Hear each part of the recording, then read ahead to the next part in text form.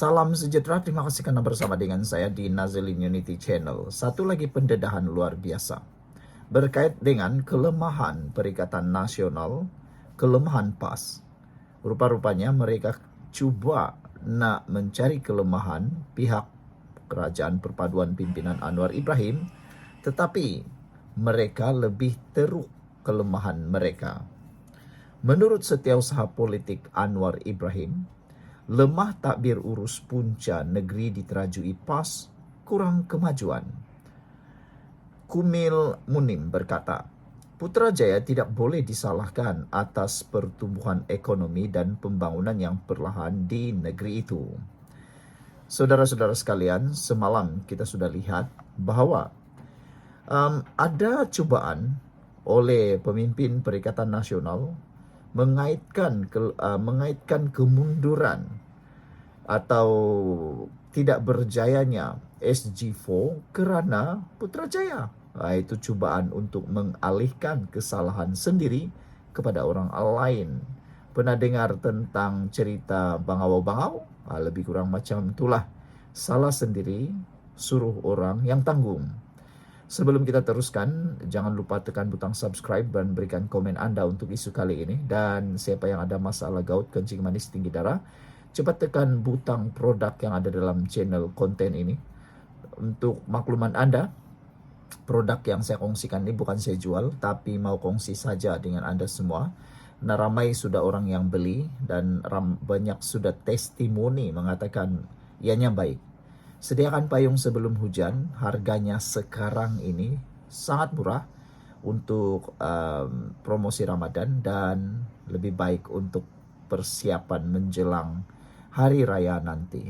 Takut pula kena gaut kan, macam itulah. Setiausaha Politik Perdana Menteri Anwar Ibrahim berkata, kelemahan takbir urus adalah punca 4 negeri yang ditakbir pembangkang tidak menunjukkan perubahan signifikan dalam aspek pertumbuhan ekonomi dan pembangunan. Muhammad Kamil Abdullah Munim berkata, mana-mana pihak tidak boleh menyalahkan kerajaan pusat berhubung isu pertumbuhan ekonomi dan pembangunan yang perlahan di 4 negeri itu yang dikenali sebagai State Government 4 atau SG4 lapor bernama. Katanya, Putrajaya memberikan pelbagai bantuan sama ada dalam bentuk dana atau pembangunan infrastruktur kepada setiap negeri itu. Ini termasuk bantuan khas Aidilfitri RM500 kepada lebih 14,000 penjawat awam di Terengganu yang diumumkan Kementerian Keuangan semalam. Kamil, Setiausaha Politik Anwar sebagai Menteri Keuangan juga berkata, Menteri Besar Kelantan Nasharuddin Daud bertemu Perdana Menteri beberapa minggu lepas bagi meminta bantuan percepatkan projek tebatan banjir di negeri itu. Beliau berkata jumlah peruntukan kepada keempat-empat negeri itu juga meningkat.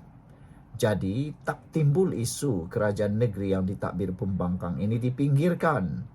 Semalam Ketua Pemuda Perikatan Nasional Afnan Hamimi menolak dakwaan 4 negeri ditakbir gabungan pembangkang tidak menunjukkan perubahan signifikan dari segi ekonomi dan pembangunan.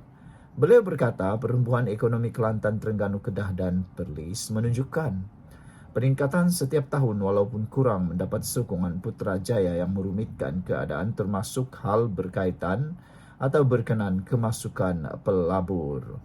Afnan menjawab kenyataan Naib Presiden PKR Nik Nazmi Nik Ahmad bahawa 4 negeri yang diterajui PAS tidak menunjukkan sebarang perubahan signifikan dari segi ekonomi dan pembangunan. Kamil berkata pentadbiran SG4 juga perlu bertanggungjawab menangani isu berbangkit seperti banjir kerana ia salah satu faktor diambil kira pelabur untuk membuat pelaburan di negeri berkenan. Saya ambil contoh isu banjir. Ia adalah masalah besar yang membabitkan semua golongan, katanya.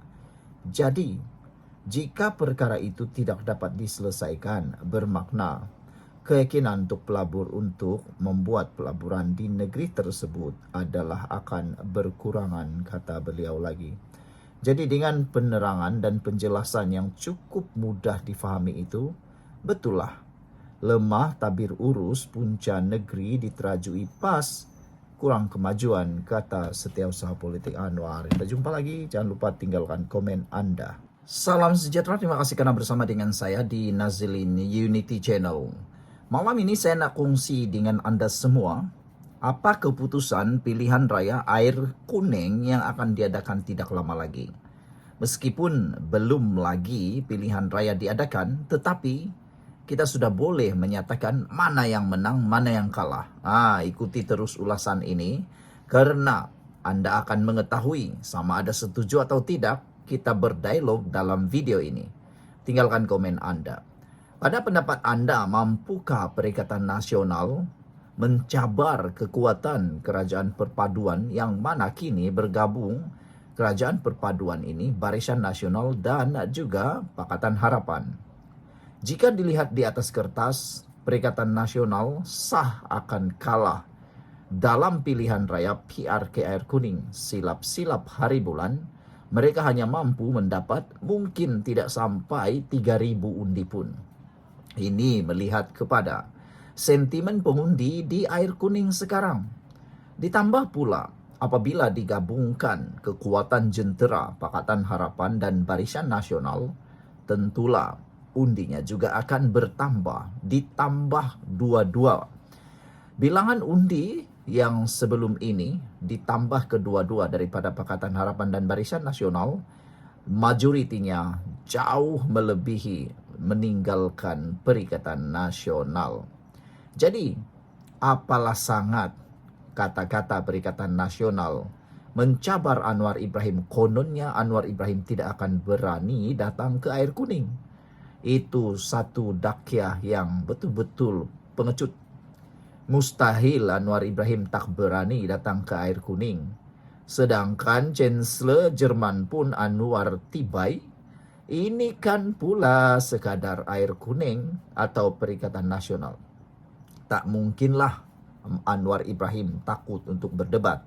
Lihat sajalah apa yang berlaku di parlimen. Saat Anwar Ibrahim membuat PMQ ataupun sesi soal jawab bersama Perdana Menteri, yang tak hadir, selalunya tak hadir ialah orang-orang besar dalam Perikatan Nasional. Jadi nak tanyalah siapa yang takut. Baiklah, diramalkan dua pihak akan mengalami kekalahan teruk dalam PRK Air Kuning.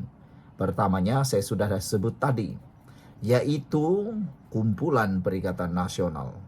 Diramalkan kalah teruk dan hanya akan mendapat undi sebanyak paling banyak pun 3.000. Silap-silap hari bulan tak akan mampu mendapat semula uang deposit. Dan menurut penganalisis politik, satu lagi yang akan kalah teruk dalam pilihan raya ini ialah gabungan dan kerjasama PSM muda, yang mana berkemungkinan akan kecundang menurut penganalisis. Jadi, kalau PSM dan muda bertanding di PRK Air Kuning, sah mereka akan kalah. Ahmad Fauzi Abdul Hamid berkata dua parti itu lebih wajar bertanding di kawasan bandar. Parti Sosialis Malaysia PSM berdepan kemungkinan kecundang jika bertanding dalam PRK Air Kuning. Walaupun dengan sokongan muda dan keadaan itu yang mempunyai pengundi pelbagai bangsa menurut penganalisis. Mazlan Ali dari Universiti Teknologi Malaysia berkata PSM dan muda yang pertama kali membentuk pakatan ketika PRN 2 tahun lalu menyasarkan kerusi Dewan Undangan Negeri di Perak itu kerana ia kawasan dengan campuran pengundi merangkumi 40% bukan Melayu. Jika ia dilihat sebagai kerusi yang sesuai untuk dipertanding, namun saya tidak yakin PSM muda mampu mendapat lebih daripada 1.000 undi sekalipun, katanya. Beliau berkata pengundi di Semenanjung dijangka menghadkan sokongan terhadap satu daripada 3 pakatan besar yang kini mendominasi lanskap politik negara, yaitu Pakatan Harapan, Barisan Nasional dan Perikatan Nasional PN. Maslan berkata muda dan PSM akan kekal tidak relevan, melainkan gabungan dengan satu daripada 3 pakatan berkenan. Ahmad Fauzi Abdul Hamid dari Universiti Sains Malaysia menjangka calon PSM yang bertanding mungkin hilang depositnya kerana melihat parti itu maupun muda tidak mempunyai sumber sokongan konvensional di kawasan berkenan. Fauzi percaya PSM menyasarkan kerusi berkenan disebabkan komuniti India yang agak besar di Air Kuning. Tidak eloklah untuk menganggap parti sosialis seperti PSM juga terpengaruh dengan demografi perkauman di kawasan yang mahu dipertandingkan. Namun, sukar untuk mereka menafikan bahawa mereka menyasarkan pengundi etnik India yang merangkumi kira-kira 14%. Katanya dengan menambah muda pula dilihat sebagai terlalu idealistik untuk Malaysia. Pada Sabtu, Timbalan Pengerusi PSM S. Arut Chel Van mengumumkan parti itu merancang meletakkan calon dalam PRK itu pada 26 April ini bagi memberikan alternatif kepada pengundi di Air Kuning daripada Kerajaan Perpaduan dan Pembangkang. Muda kemudian menyuarakan sokongan untuk kempen PSM. Kerusi itu yang juga kubu kuat UMNO dikosongkan selepas kematian Isyam Saharudin, 58 tahun pada 22 Februari. Isyam memenangi kerusi itu pada PRU 2022 dengan majoriti 2,213 undian dalam pertandingan 5 penjuru. PSM turut bertanding di situ pada tahun 2022 tetapi calonnya KS Bawani hanya meraih 586 undi. Fauzi berkata elok juga PSM dan muda menggunakan PRK itu bagi memberi bayangan kemungkinan bekerjasama dalam PRU di masa depan terutama melihat kepada demografi campuran di Air Kuning. Bagaimanapun katanya, kedua-dua parti itu patut bertanding di kerusi bandar di masa depan. Kerana peratusan pengundi yang kecewa dalam keadaan semasa berkemungkinan lebih tinggi.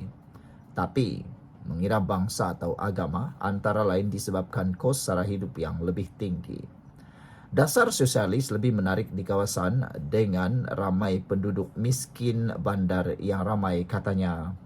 Mazlan bagaimanapun meragui keupayaan muda dan PSM untuk menunjukkan prestasi lebih baik di kawasan bandar. Katanya, kedua-dua parti bertanding di kawasan bandar dalam 6 pilihan raya negeri pada 2023, namun semua calon mereka kehilangan deposit. PSM dan muda adalah parti yang tiada potensi atau kemungkinan mendominasi arena politik Malaysia. Walaupun dikatakan parti bandar. Walaupun dua parti ini lebih sesuai untuk kerusi di kawasan bandar, nampaknya di lokasi seperti itu sekalipun mereka kurang mendapat sokongan, katanya lagi. Sekian untuk kali ini, jangan lupa tinggalkan komen anda. Bye-bye.